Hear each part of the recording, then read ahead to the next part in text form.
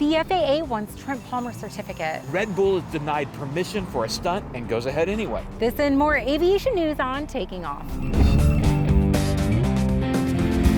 Hi, I'm Dan Milliken. And I'm Christy Wong. This special aviation news is coming to you from sunny Scotland, where we're traveling the length of the UK to experience general aviation across the pond.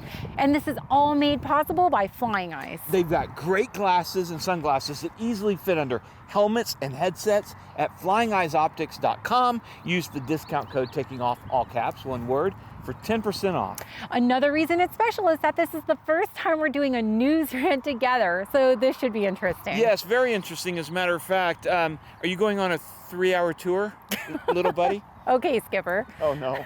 Okay, well, we'll skip that. Well, a lot's been happening as we've skirted off to the skies above England. We're going to talk Trevor Jacob, Trent Palmer, and the Red Bull plane swap trouble. But first up, Boeing announced a new Air Force trainer that will be taking to the skies.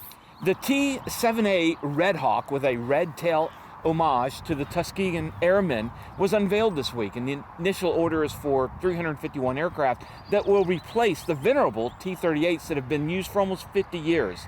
The new trainers will help pilots learn to fly the more advanced next-gen fighters the Air Force currently uses. Yes, and as we've mentioned before, Trevor Jacob got his certificate recently revoked by the FAA, and we've read many comments from you about how great it is that the FAA has thrown the book at Trevor. But what exactly are the consequences for jumping out of your airplane and letting it crash in the hills outside of the LA basin?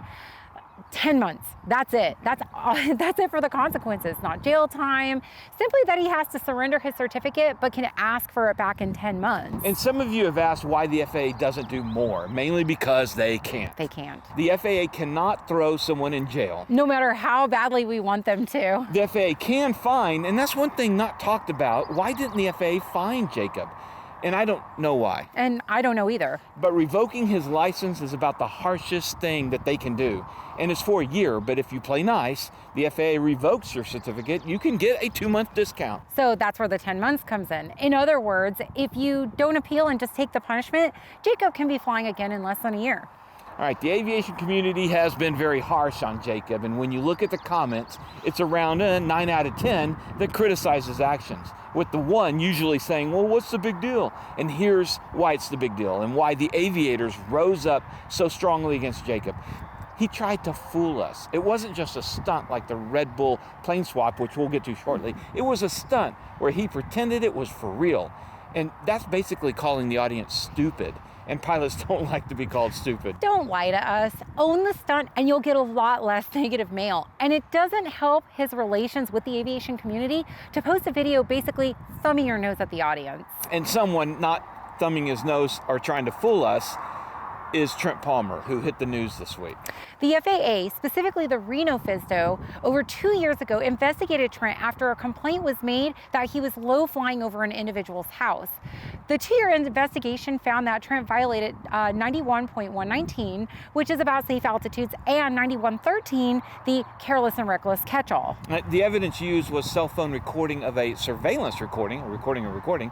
Trent defended the action with the position he was doing a low approach to a friend's house to see about landing there, and with the low approach, decided it wasn't safe. And according to the FAA published Off-Airport Ops Guide, pilots are instructed for safety reasons to do exactly what Trent did. And the area Trent was over is sparsely populated at best. The administrative law judge ruled against Trent, basically ruling that Trent had he done it, he would have been exempt from that.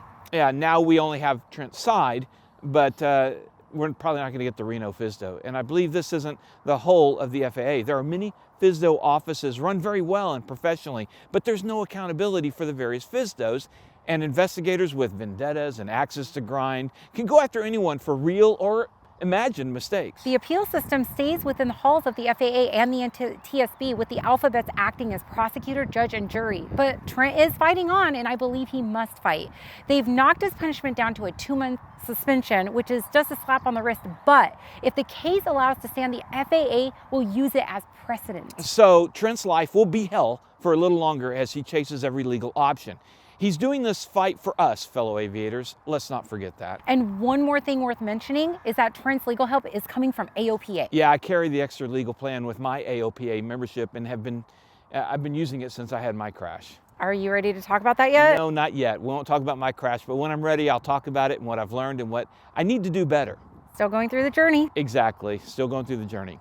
Red Bull has a new slogan: drink Red Bull for courage to move forward at any cost. Very funny, but we're talking about the Red Bull plane swap.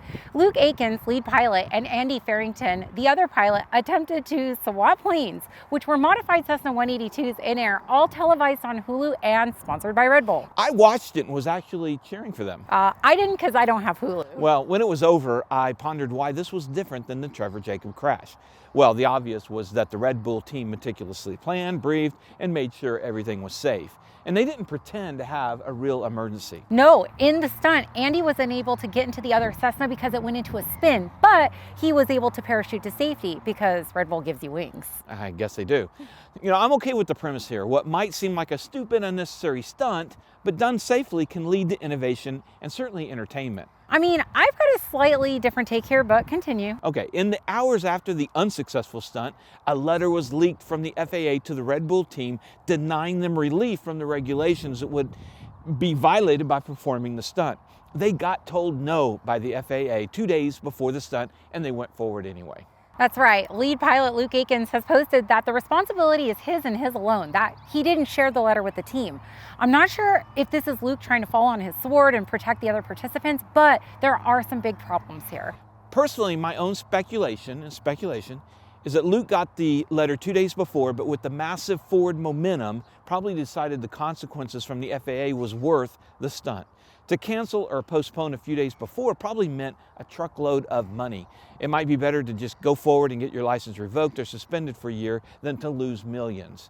Red Bull released a statement supporting Luke, which makes me wonder, if Luke went forward on his own, not telling anyone, Red Bull is going to suffer some serious reputation damage. And to mitigate their damage, they might jettison Luke faster than a guy bailing out of an airplane. Too soon.